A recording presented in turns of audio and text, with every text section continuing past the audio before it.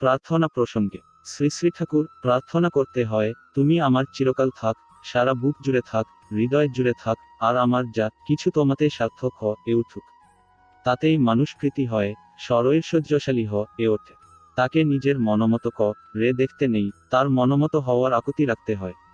আমি যেন তোমাকে ভালোবাসতে পারি, যে প্রার্থনায় তাকে ভালোবাসা সম্পর্কে সংশয় আছে, ও প্রার্থনা ভালো নয়।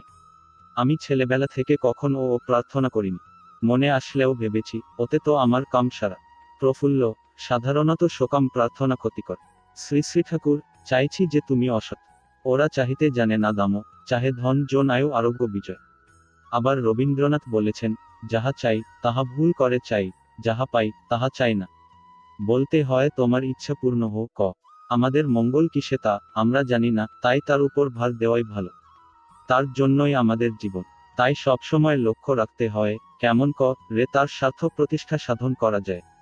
সেই দিকে মাথা খাটাতে হয় ও বাস্তবে করতে হয়। আলোচনা প্রসঙ্গে চতুর্দশ খণ্ড, প্রি 132।